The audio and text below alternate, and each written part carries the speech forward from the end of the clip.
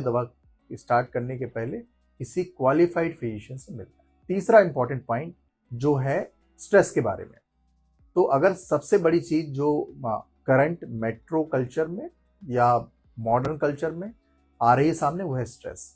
ये स्ट्रेस किसी भी तरीके का हो सकता है। यह एक कॉर्पोरेट स्ट्रेस हो सकता है जिसमें आप कॉर्पोरेट वर्किंग कल्चर के आदी हैं, 8 to 10 hours then followed by parting and work stress management की दिक्कत हो सकती है।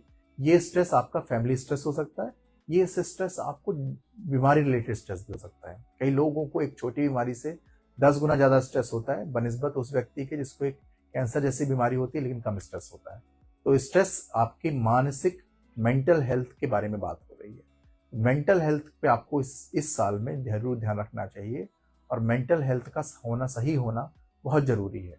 और ये बात हमेशा याद रखें कि जब भी आपके खराब दिन आते हैं तो आपका अच्छा दिन भी आता है। तो अगर आप बीमार होंगे तो आप अच्छे भी होंगे, आप किसी स्ट्रेस से गुजर रहे होंगे तो स्ट्रेस से रिलीव भी होगे। तो ये मेंटल हेल्थ को टॉप प्रायोरिटी पे रखना। In fact mental health should be the top priority among all cardiac patients, क्योंकि अगर उनका मेंटल हेल्थ है अच्छा है तो उनकी हार्ट की धड़कन ठीक रहती है, उनकी दवाइयाँ ठीक काम करती हैं और उनका ओवरऑल स्वास्थ्य बेहतर होता है। चौथा इंपॉर्टेंट पॉइंट जो कार्डियोलॉजी में या हृदय रोग विभाग में हमारे लिए एक बहुत बड़ा अभिशाप है, वह है स्मोकिंग। जैसे कि आज हमने अपने मरीज को पिछले हफ्ते बोला कि आपको सिगरेट बंद करें, तो मिस्टर सैनी जो आज हमसे सुबह मिले उन्होंने बोला हमने सिगरेट बंद कर दी है लेकिन हमने बीड़ी शुरू कर दी है क्योंकि हमको पता चला है कि सिगरेट से ज़्यादा नुकसान होता है। तो किसी भी तरीके का स्मोकिंग, चाहे वो बीड़ी हो, चाहे सिगरेट हो, चाहे टोबैको किसी भी फॉर्म में हो, चाहे खैनी हो, चाहे पान मसाला हो, चाहे कई लोग बोलते हैं हम केवल पान खाते हैं लेकिन आप कुरेद के देखेंगे तो उस पान के अंदर वो हमेशा तंबाकू डलवाते हैं।